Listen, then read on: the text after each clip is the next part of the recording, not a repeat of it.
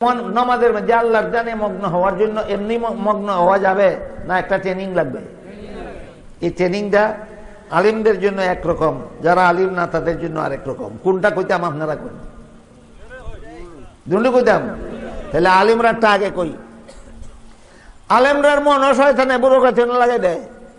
কারণ আল্লাহ রসুল বলছেন একজন নামাজি রেও ছাড়ে না, মন নিয়ে যাইবই তোমার। যে শয়তানের স্পেশাল বাহিনীর ডিউটি। তুমি যত বড় মৌলবী হও, যত বড় আলিম হও, যত বড় মুহাদ্দিস হও, যত বড় মুফাসসির হও, তোমার মন রে শয়তানে নিয়ে সংসারও লাগাইবই।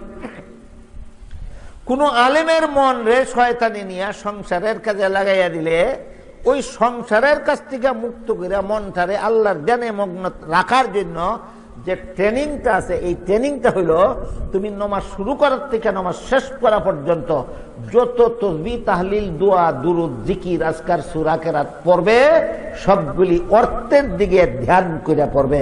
শয়তানের সুযোগই হইতো না মন বুড়ো কাতলিয়া দেওয়ার।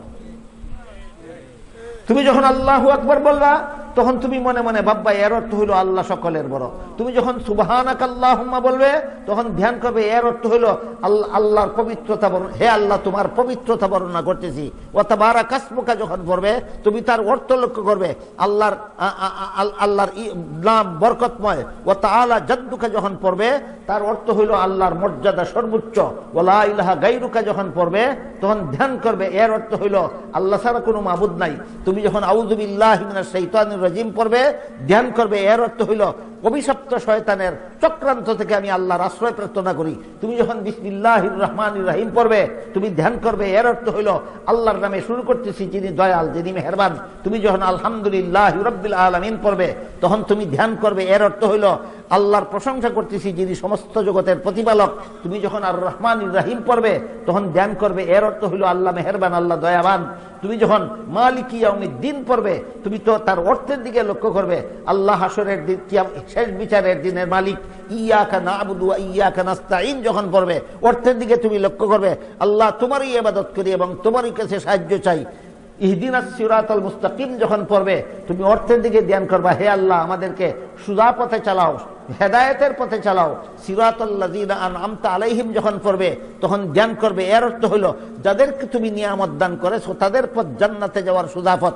গায়রিল মাগদুবি আলাইহিম ওয়ালাদ দাল্লিন যখন পড়বে তুমি এর অর্থের দিকে ধ্যান করবে, হে আল্লাহ যে সমস্ত ইহুদি জাতির উপর তোমার গজব পতিত হয়েছে এদের পথ হেদায়েতের পথ নয়।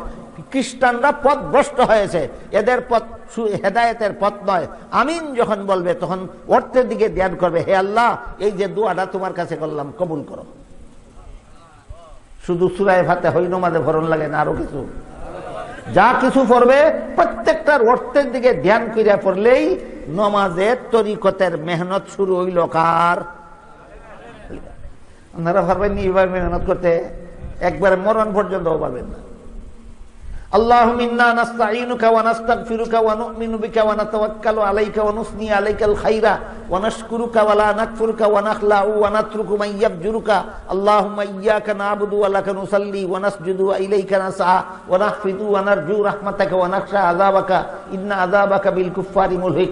মরণ পর্যন্ত এর অর্থের দিকে ধ্যান করার ট্রেনিং গ্রহণ করা আপনাদের পক্ষে সম্ভব নয়। তাহলে এই ট্রেনিংটা কার? আলেমের। আলিম যদি ট্রেনিংটা চালু করে দেয় আর কোনোদিন যদি অর্থের ধ্যান থেকে মন যদি ভিন্ন দিকে না যায়, শয়তানের স্পেশাল বাহিনীর বাপেরও ক্ষমতা নাই এই মৌলবীর মনে নিয়ে সংসারও লাগাই দিত। তাহলে তরিকতের মেহনত নামাজের মধ্যে আলিমদের জন্য এই হইল এইভাবে। যারা আলিম না তাদের নামাজের তরিকতের মেহনতের পদ্ধতি আরেকটা, সেটা হইল জিবরিল ফেরেশতা নবীকে জিজ্ঞাসা করেছিলেন মাল ইহসান, নির্ভেজাল ইবাদত কোনটা? জবাবে রাসূল করিম সাল্লাল্লাহু আলাইহি ওয়াসাল্লাম বলেন আনতা'বুদাল্লাহা কাআন্নাকা তারাহু ফাইন লাম তাকুন তারাহু ফাইন্নাহু ইয়ারাক। তুমি যদিও আল্লাহকে না দেখো আল্লাহ তোমাকে দেখতেছে, আল্লাহ তোমাকে দেখতেছে, আল্লাহ তোমাকে দেখতেছে। এই ধ্যানে মগ্ন হইলেই ইবাদত নির্ভেজাল হবে। কাজেই আমরা যারা সুবহানাকার অর্থ জানি না, আমরা যারা আলহামদু সূরার অর্থ জানি না, আমরা যারা আলাম তারা সূরার অর্থ জানি না, আমরা যারা দোয়া মা সূরার অর্থ জানি না, যারা দোয়া কুনুতের অর্থ জানি না, যারা আত্তাহিয়াতের অর্থ জানি না, আমরা তরিকতের মেহনতটা হবে এইভাবে হবে, আমি নামাজ শুরু করা মাত্রই যখন দেখবো মন গেছে গা সংসারে, তখন ওই ধ্যান করবো আল্লাহ আমাকে দেখতেছে। আবার যখন দেখবো মন গেছে গা সংসারে, আবার ধ্যান করবো আল্লাহ আমাকে দেখতেছে। আবার যখন দেখবো মন গেছে গা সংসারে, আবার ধ্যান করবো আল্লাহ আমাকে দেখতেছে। এইভাবে আল্লাহর ধ্যান করার অভ্যাস চালু করে দাও, শয়তানে তোমার ছেড়ে দিব, আর কোনোদিন তোমার মন রে সংসার অনিবার লেগাইতো না। এটা হইলো তোমরা যারা আলেম না, তোমাদের জন্য নমাজের ভিতরে তরিকতের মেহনত। বাংলাদেশের কটা বন্ড ফিরের তরিকত চিনে আর তরিকতের মেহনত চিনে? তাইলে এরা যে ফিরা কি করে, সত্যই ফির না ফিরাকির নামে ভণ্ডামি? এইগুলি হইল পিরাকির নামে ভণ্ডামি। বন্ডদেরকে, আপনাদেরকে বন্ড চিনাবার জন্য এত লম্বা কথা আমার বলতে হইল, এত কঠিন কথাগুলি আপনাদের কাছে আমি অনেক কষ্ট করে বুঝাবার চেষ্টা করতে হইল। আল্লাহর বিধান তিন প্রকার। এক প্রকার বিধান শুধু অন্তরে বিশ্বাস করতে হয়, এগুলির নাম ঈমান আকীদা। আরেক প্রকার বিধান শরীরের অঙ্গ প্রত্যঙ্গের দ্বারা পালন করতে হয়, এগুলির নাম ইবাদত বন্দেগী। আরেক প্রকার বিধান অন্তরের দ্বারা পালন করতে হয়, এইটা অর্জন করার মেহনতের নাম তরিকতের মেহনত। এই ট্রেনিং যারা গ্রহণ করবে না, নমাজ শুরু করা মাত্রই একবার মন যাইব দোকানও, একবার যাইব বিদেশ, একবার যাইব চাকরিত, একবার যাইব খেত, একবার যাইব সংসারও, একবার যাইব বিবি বাচ্চার দিকে, একবার যাইব বাড়ি ঘরের দিকে। যখনই গেল তখনই আমি ধ্যান করবো আল্লাহ আমার দেখতেছে। আমি যে মুখে মুখে সুবহান রাব্বিয়াল আলা করতেছি আর মনে মনে যে সংসারের কল্পনা করতেছি, আমার কথায় আর কাজে মিল নাই, আমার নিয়তে আর আমলে মিল নাই, আল্লাহ কিন্তু দেখতেছে, আল্লাহ কিন্তু দেখতেছে, আল্লাহ কিন্তু দেখতেছে। এই মেহনত যতক্ষণ পর্যন্ত করবেন না, জীবন বর আপনার নামাজ পরিপূর্ণ হবে না। এই তথ্যটা বুঝাইয়ে আল্লাহ বলেন, কাদ আফলাহাল মুমিনুন আল্লাযীনা হুম ফী সালাতিহিম খাশিউন। ওই সমস্ত মুমিনগণের জীবন সফল যারা নামাজ পড়বে শরীয়তের আর তরিকতের মেহনত হাসিল করিয়া তরিকতের পদ্ধতিতে নামাজ আদায় করবে, তাদের নামাজটা হবে পরিপূর্ণ নামাজ। এই সমস্ত মুমিনগণ হবে সফল। তাইলে আল্লাহর বিধান তিন প্রকার বুঝলাম কিনা? এক প্রকার বিধান শুধু অন্তরে বিশ্বাস করতে হয়, আমল করা লাগে না, এমন বিধানের নাম ঈমান আকীদা। আর এক প্রকার বিধান শরীরের অঙ্গ প্রত্যঙ্গের দ্বারা আমলকরণ লাগে, এগুলির নাম ইবাদত বন্দেগী।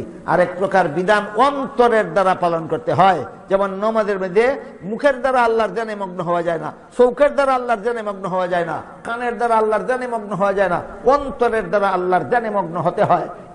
এমন এই রকম মনের এই অবস্থাটার নাম স্বভাব চরিত্র। এই তিন প্রকার আল্লাহর তিন প্রকার বিধান যারা জীবনে পালন করে, অভ্যাস করে, ট্রেনিং গ্রহণ করে, এরা পরিপূর্ণ মুসলমান। এত কথা বোঝার পরে এখন আবার আয়াতটা বোঝার চেষ্টা করি। আল্লাহ বলেন, আল ইয়াউমা আকমালতু লাকুম দীনাকুম, তোমাদের ইসলামের বিধিবিধান আমি আল্লাহ পরিপূর্ণ করে দিলাম। ঈমান আকীদার বেলায় ইসলামের বিধিবিধান পরিপূর্ণ, ইবাদত বন্দেগীর বেলায় ইসলামের বিধিবিধান পরিপূর্ণ, আমল আখলাকের বেলায় ইসলামের বিধিবিধান পরিপূর্ণ। এই সমস্ত বিধিবিধান যার উপর যতটুকু বর্তায়, সে যখন ততটুকু পালন করবে, তখন সে হবে পরিপূর্ণ মুসলমান। বুঝা থাকলে বলেন, আমরা সবাই পরিপূর্ণ মুসলমান না কারো মধ্যে কিছু না কিছু ত্রুটি আছে? এই ত্রুটিগুলি সংশোধন করার জন্য ওয়াজ মাহফিলের দরকার। আমার ঈমান আকীদাত কি পরিমাণ ত্রুটি আছে, ওয়াজ শুনলে যেন সংশোধন করতে পারি।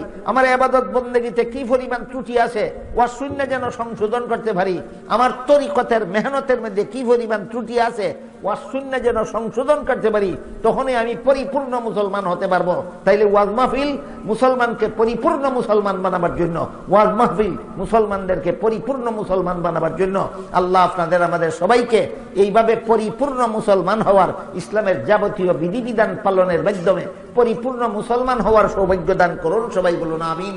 সুবহান রাব্বিকা রাব্বিল ইজ্জাতি আম্মা ইয়াসিফুন ওয়া সালামুন আলাল মুরসালিন।